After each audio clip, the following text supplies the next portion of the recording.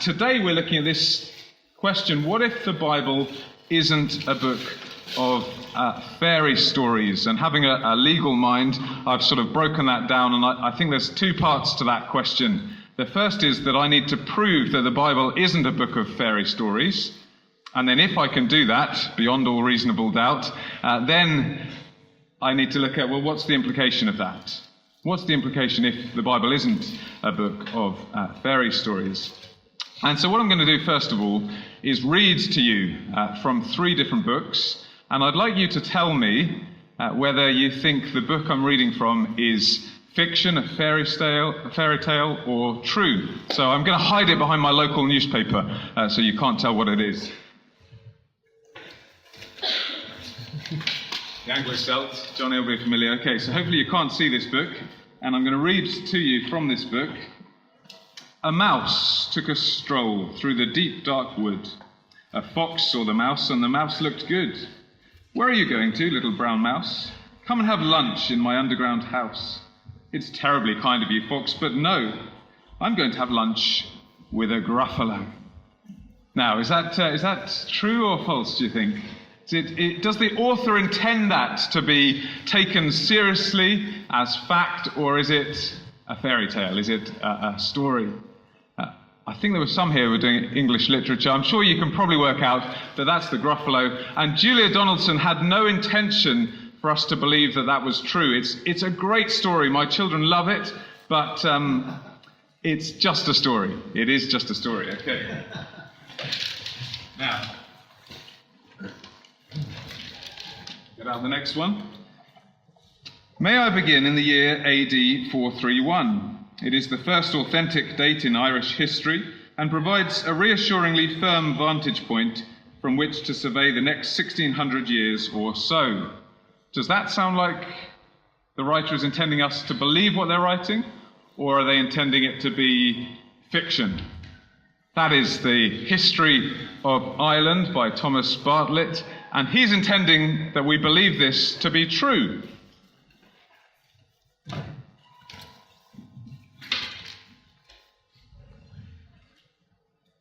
Inasmuch as many have undertaken to compile a narrative of the things that have been accomplished among us, just as those who from the beginning were eyewitnesses and ministers of the word have delivered them to us, it seemed good to me also, having followed all things closely for some time past, to write an orderly account for you, most excellent Theophilus, that you may have certainty concerning the things you've been taught. What do you think about that one? Is that intended to be a work of fiction, a fairy tale, or is that intended to be fact? And do you know where it's from? It's the Bible. That was the beginning of Luke's Gospel. And so as we come to this question, I think it's helpful for us to know that the writers of the Bible intended it to be taken seriously as real history. Luke says he's carefully investigated everything. Have you ever wondered then, if that is the case, why the Bible is questioned so much? Why people don't believe it? Could it be that it challenges us in a way that other books don't? If, for example, I said to you, I have a sister who lives in England, you'd probably think, well, you sound pretty English to me, you sound quite posh, you're probably from England, you may well have a sister who lives there, and you wouldn't think twice about it. But if I said to you, I've got a sister who lives in England, and you ought to give her €1,000, suddenly things would be a little bit different, because I've made a demand on you. And being students, of course, €1,000, you're not going to give that away too easily, are you? The Bible claims that there is a God and that you ought to give him your life. That's a huge claim, isn't it? And so that is probably one of the reasons why we question this book more than others. Because it tells us how to live our lives. And that is especially controversial in today's culture. People might say the Bible is regressive, repressive. The Bible promotes views that are best left behind, and that's why we ought not to believe it today. What should we do when we find something in the Bible that we don't like, that we find offensive. Tim Keller, in his excellent book, The Reason for God, suggests that we do this. 3 things, and I'm only going to mention them briefly. You can pick up on these in the questions if you like. But he suggests if you find something that you don't like in the Bible, you might first of all think, well, it might not be saying what you think it's saying. So it could be saying something else to what you think it's saying on a first reading. It might be that we have cultural blinders. We all live in a culture. And it might be that we have cultural blinders that affect our reading of the text. And the third one, which only Tim Keller could say, is the unexamined assumption of the superiority of your cultural movement, which basically means, why is your culture better than any other culture? The arrogance of assuming that our culture is right and the best culture. Because the truth is, and I think this is what he's getting at here, if you live long enough to have great-grandchildren, there will be things that you are doing at the moment and that you believe at the moment that they will think is terrible. Certainly embarrassing, but possibly terrible. So the problem is we don't know which ones those things would be. And I'm sure if you look back to your great-grandparents, there are things they believed and perhaps things they did that you might not agree with today. How do we know which culture's right? If the Bible is not the product of one culture, if it's not just the product of one culture, we would expect it to contradict all cultures at some point. Doesn't mean it's not true if it contradicts a culture. And Tim Keller says this: to stay away from Christianity because part of the Bible's teaching is offensive to you assumes that if there is a God, he wouldn't have any views that upset you. Does that belief make sense? Or should God be allowed to contradict us? Now, all of that is just to say that none of us is neutral. We all have a bias. When we come to this question of can we trust the Bible or is it just a book of fairy tales, we need to say we're not coming without a bias. There's bits in here that we won't like. And so we might be tempted to say, well, then we'll throw it out because I don't like it. It doesn't fit in with my worldview. I don't like it. Do you know the Bible has a bias as well? But thankfully it's up front. It's okay to have a bias. You've just got to acknowledge what that bias is.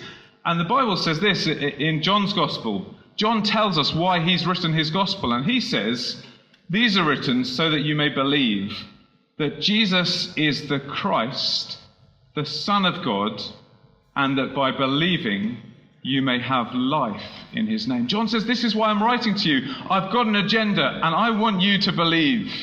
I want you to believe so that you may have life. I want you to believe that Jesus is the Christ. He sets that up front, and he says, this is why I'm writing. That's his purpose statement. Well, what about historical reliability? I hope we realize we've got a bias, and we need to be aware of that as we look at this question of historical reliability. How do we know that this book isn't just made up by men trying to oppress people?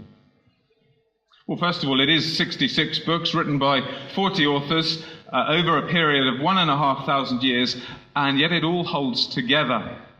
It all holds together. It's one message from one author written over many years in different cultures. The whole Bible is about Jesus Christ, the man who split time in two.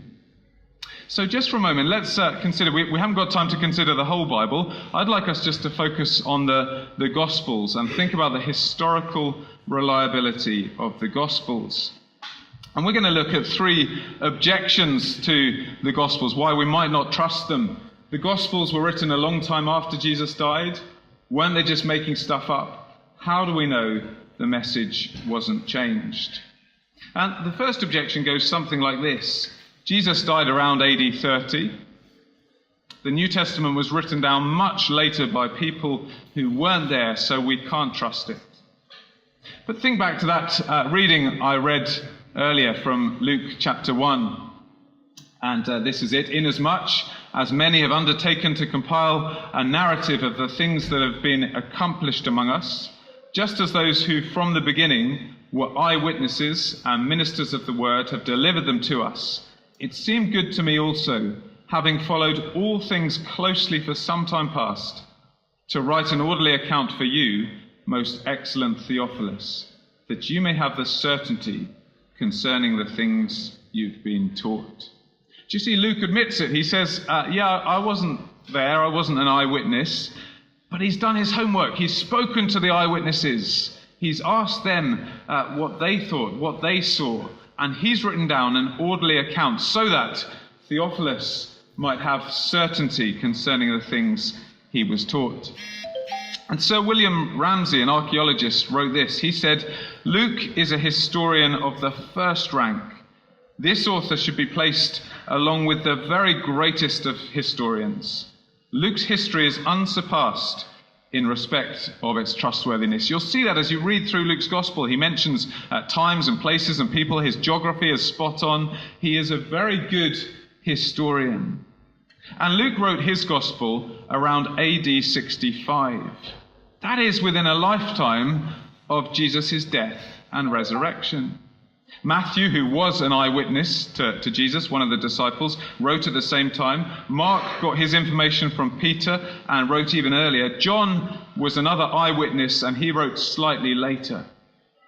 That's just the Gospels. But if we were to move on to the letters in the New Testament, they were written even earlier, within 20 years of Jesus living and dying and rising again.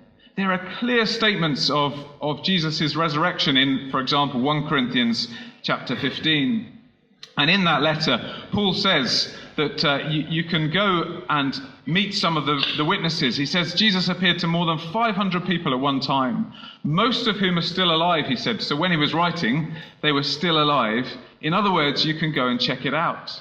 And someone worked out that if you were to give each of those 500 witnesses 15 minutes each, just 15 minutes to give their testimony in court.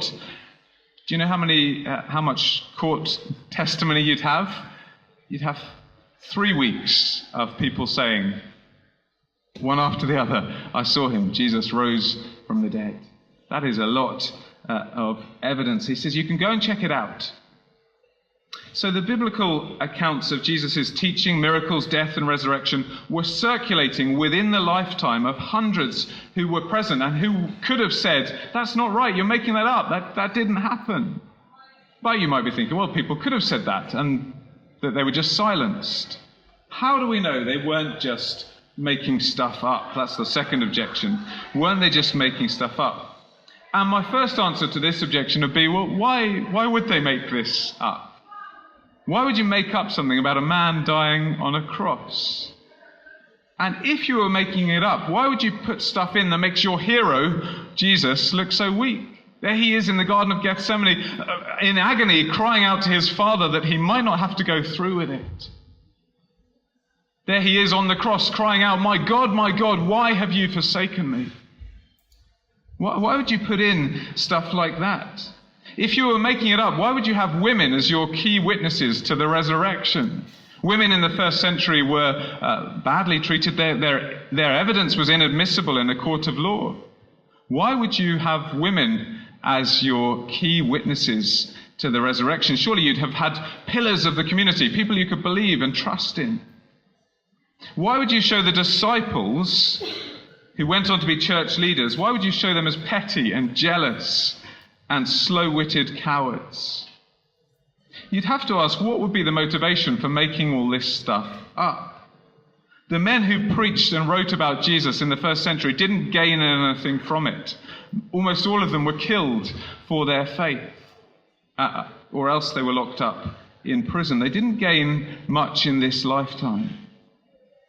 Well, suppose what they wrote down in the first instance was true.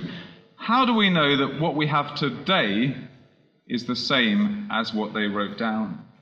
How do we know the message wasn't changed? You know, the sort of accusation that Chinese whispers happened and, you know, that these little errors creeped in. Well, actually, the scribes who wrote down the New Testament, who copied it, were very, very careful. They believed this to be the Word of God, and so they wrote it down very, very carefully. And actually, what I love about the Bible is it tells you where there are discrepancies. As you read through it, you can have a look at the little footnotes, and it'll tell you, some manuscripts say this, but there's nothing in any of those that make any difference to the fundamental message of the gospel. How do we know that we've got what they wrote? Well, this is where we need to do a little bit of how do you know anything from history? And if you have a look at this, here's just some examples of works from history: Pliny, Caesar, Plato, Aristotle. You can see when they were written and the time gap. I won't go through them all. But when we get to the New Testament, you see when it was written 50 to 90 AD.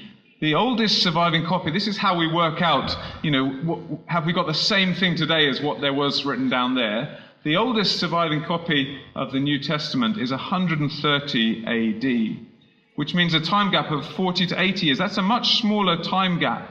And as we look at those early copies, well, we'll see in just a moment, as we look at those early copies, we see that they're the same as what we've got today.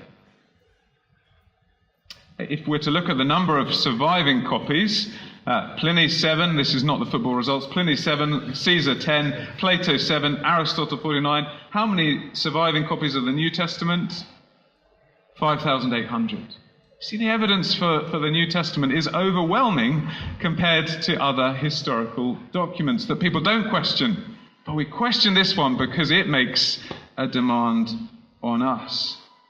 Professor Bruce says this: compared with other ancient documents, there is an unprecedented number of New Testament manuscripts, and that they can be dated extremely close to the original writings.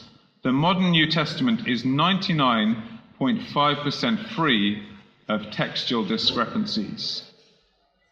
And you can actually go just down the road to the Chester Beatty Library, and you can see some of them. I've got them on display at the back there on the wall. You can have a look on your way out, and you can see some of the earliest manuscripts, some of the copies. We haven't got the originals here, don't worry, but some photographs, postcards of some of the earliest manuscripts from around 200 AD that are just down the road in the library there. There are good reasons to trust the Bible. We've only scratched the surface. Do come back to me in the questions. I've not mentioned fulfilled prophecy, all the different sort of prophecies that Jesus fulfilled. Do talk to me afterwards. But what about if it is true? Just briefly as we close, what are the implications if the Bible is true? The reason we doubt that the Bible is true is because we don't like being told what to do. And if you think the Bible is a book of rules that you have to keep, it will crush you. And you'll find ways to doubt it and be suspicious of it.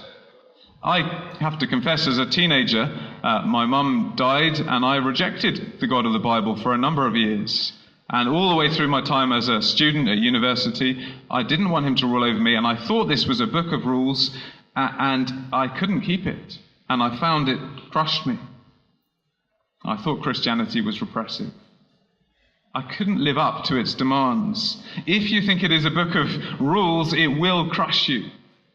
But if you realize the Bible isn't mainly about you and what you have to do, but about God and what He has done, it'll give you life. If you realize that it's not about you, but it's about Jesus Christ, and that He has died for every time you've rejected God's rule over you, it'll give you life. You'll see the incredible depth of His love, and you'll want to read more and discover more. What if it is true? It is worth looking into, isn't it? Do come back to the remainder of the sessions here. Do speak to the friend who invited you. Do come along to Christianity Explored. Do come along to the Christian Union. There's resources at the back to pick up. It is worth looking into. If this is true, it makes all the difference in the world. If there is a God who wants to know you personally, who's given His Son for you, you'd be crazy to ignore it.